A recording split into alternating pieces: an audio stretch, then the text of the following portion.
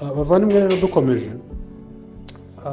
tumaze kubona ko ibyo bintu bibiri bivuga nyine si ibihimbano, nibyo biri itwereka ko umuntu, ariko ndashaka kuva kuri mu isezerano rya kera, nasomye naho intumwa zanditse Pawulo na Petero, ndashaka kwerekana noneho no mu kanwa k'umwami Kristo abivuga, avuga ko ikibazo cy'umuntu kitari mu byo akora, ari naho turi buza gusanga igisubizo, ahubwo ikibazo cy'umuntu kiri mu nkomoko ye. Muri Mariko igice cya 7 ndashaka kuhasoma abavandimwe kugira ngo mutege amatwi tujyane. Ibi bintu birababaje ko amadini yitwa y'abakristo biyita abaprotesta, uramubaza ariko ubundi wigaragambya kuki protesta iki? Uvuga ngo umurokore warokowe iki? Ariko abantu benshi bazi ko ari aderesi, ntibazi inkomoko y'ibyo bintu. Uko kwiprotesta, ubwo bwigaragambyo bwaje hari ikihe kibazo, hari iyihe nyigisho yatezaga ibibazo. N'abantu ntibazi ko Luther atangira ibyo ngibyo yari arimo asubira inyuma kuri Bibiliya. Niyo mpamvu tubyita reformation, ni going back, gusubira inyuma ugasubira ku kintu kugiha form cyari gifite.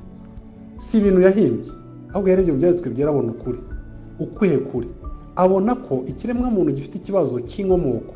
Si ikibazo cy'ibyo dukora, ibyo dukora ni ibimenyetso by'ikibazo kiri mu muntu. Kristo baramubajije, Kristo we byaramutangazaga, yabazaga abantu ati ariko namwe murabaswa ko kutamenya ko ikibazo umuntu afite atari ibyo akora cyangwa environment abamo, ari nyoko umuntu aho akomoka. Mu gice cya 7 cya Mariko, Kristo umurongo wa 14 arongera ahamagara abantu arababwira ati mutege amatwi mwese mu nyumve, nta kinjira mu muntu kivuye inyuma ngo kimuhumanye. Ntabwo ari indirimbo za Meddy na Bruce Melody z'ibishegu zitera abana b'abanyarwanda kwirwa bambaye ubusa, kwirwa banywa imogi, kwirwa baterana amada. Habe ziriya ndirimbo icyo zikora ni ukuza gutoza amaboko yaje aje gukora amahano n'ubundi.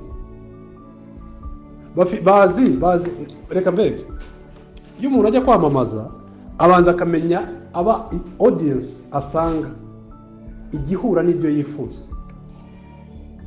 N'amadini yarabifishe ibyo, amadini nayo naho yatandukanye n'izo ndirimbo, nayo afite ukuntu yashyizeho ngo uburyo bw'ibyuma umuziki, ngo hari urubyiruko nyine noneho bagasigara bakora ibyo kuyobora itorero no gukora ibyaryo bagira ngo bagaburira marare y'abaje. Naho bafatira abakobwa ngo ni beza bakabashyira muri protocole. Umusore ngo ufite uburanga ngo ni wowe wakwigisha ngo afite audience iramwumva. Inzira z'isi na Satani bakazivoma bakazizana mu byiturusi, nta rusengero ariko ruhari, nta gitangaza. Ukinjizamo ibyo umwuka wera nawe arasohoka. Kubera iki rero? Ni ugucuruza ibijyanye n'irari ry'abantu bafite mu mitima yabo. Umva Kristo rero icyo yavuga, yaravuga ati nta kinjira mu muntu kivuye mu hanze, ntago ari movie za pornography, ntago ari filime, ntago ari amatiku y'amacakubiri, oya, umuntu ikibazo afite kiri muri we. Aranje aravuga ahubwo ibiva mu muntu nibyo bimuhumanya. Nimutekereze, isoko izana umwanda mu muntu iri muri we, nta kiva hanze cyanduza umuntu, ahubwo ibiva mu muntu nibyo bimuhumanya. Nimutekereze nawe, kubuhumanywa n'ikintu kiguturukamo nta kaga. Reka mwumve uko guhumana uko ariko.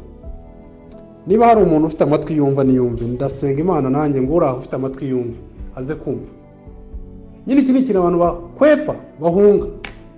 Ibi nibyo byatuma Kristo abwira abantu akabwira ngo rega nimwanyizera ko mbana no gushimwa n'abantu. Najyaga nibaza avuga se ko kwizera bivuze kubona ijuru utarikoreye kubwo buntu bw'Imana. Abantu ni gute ubwibone bwo babuza kubyemera? Ni gute umuntu wo muri ADPR yanga gukizwa n'ubuntu bw'Imana kubwo kwizera abitewe n'ubwibone? Naje kubimenya rero, naje kubimenya kuko kugira ngo wizere ubuntu bw'Imana bisaba kubanza ukagera ahantu wemera ko ububi bukurimo budaturuka ku bakuzengurutse, buturuka muri wowe imbere. Ko ikibazo atari surrounding, ahubwo ikibazo ari you as a person. ko ibibi ahubwo ko ariwe wanduza isi. Bino abantu birirwa bavuga ngo reka turi muri isi yanduye, yanduzwa n'ibiti se, n'inka se, n'imodoka se, abantu. Ubwo se uvuga mama wawe, uvuga papa wawe, uvuga umugore wawe n'umugabo wawe, ikibazo ni njye, ikibazo ni wowe. Twemere ko wuninga ibyo bintu. Noneho bari abantu baribonaga, kuko kwemera ko ukizwa n'ubuntu bisaba iki? Kwemera ko uri umushire, kwemera ko uri masikini ku byo gukiranuka, ntacyo ushoboye, uri indushyi, urapfuye, wavutse umujinya w'Imana ukuri ku gakanu, nta cyiza muri wowe. Pawulo yajyaga bivuga Abaroma 7:18. Rero umuntu wibona wiyumva ko ari imfura, ko waba ari inyangamugayo, kamemu k'abanyiginya bo bamye ari imfura ari ibwami, ibyo bintu araza kubyemera atese. Urashaka nemere ko burya abantu bose mbeshya ko mbakunda, ariko imibare mashaka kubakuraho ibintu? Urashaka nemere ko nta rukundo ngira? Urashaka nemere ko ndi imbata y'amarari? Urashaka nemere ko ndi umubeshyi, ndi umusambanyi, kandi ari ibintu binkomoka amatara, ibintu biva hanze? Nuko bimeze. Abazarimbuka rero bazazira ibyo. Kwanga kwemera ibyo, bashyire hasi intwaro. Mavandimwe, byaranangaje ukuntu Pawulo yavuze mu Filipi 3 ngo n'ibyo gucyanuka yakoze byamusabye ko abibara nk'amazirantoki, ngo kugira ngo aronke gucyanuka kuzanwa no kwizera. Mutekereze ibyiza kubwo amategeko nari imfura, ariko ntibihagije kuvuga ngo okay mbigumane ariko nanizere. Banza ubibare nk'amazirantoki, nurangiza ubone kwizera. Nta kindi, banza wemere ko uri umubore, kuri kumeze nk'inzoka, ubumara bw'ububi bukuzuye. Nicyo. So icyo nicyo kibazo. Kristo ati rero arangije aravuga, nuko avuye mu bantu binjira mu nzu, abigishwa be bamubaza iby'uwo mugani. Nawe babaza ati mbese namwe nimwugira ubwenge, namwe nimusobanukirwa ko ibi by'umuntu bimukomokamo? Total depravity y'umuntu, kwangirika kwa muntu kuva mu bworo bw'ibirenge kujya mu gihorihori ku bijyanye n'Imana, namwe ubwo bwenge nimubugira ngo mubisobanukirwe. Arababaza ati mbese namwe nimugira ubwenge, nimuzi yuko ikintu kinjiye mu muntu kivuye inyuma atari cyo kimuhumanya? 20 aravuga ati biva mu muntu nibyo bimuhumanya, kuko mu mutima w'umuntu y'abantu havamo, mu mitima y'abantu havamo imigambi mibi, guheheta, gusambana, kwiba, kwica, kwifuza kubi, kugira nabi, uburiganya, isoni nke, ijisho ribi, ibitutsi, ubwibone n'ubupfu. Ibyo bibi byose biva mu muntu nibyo bimuhumanya.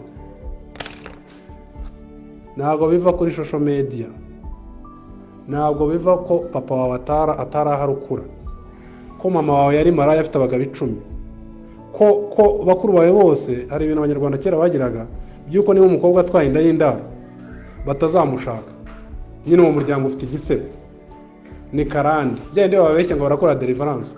Ngewe umuntu uzakudelivura, nuzagukuraho kamere yose ukabaho nta cyaha ugira, azagukora deliverance.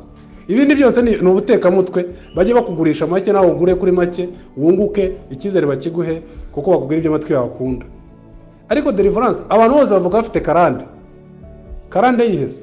Dukomoka ku musaza wibye shebuja witwa Adamu. Abantu birirwa barata amoko, bajye bakura ibisekuruza bikurure babigeze ku mujura wirukanywe muri Edeni, twese dukomokaho.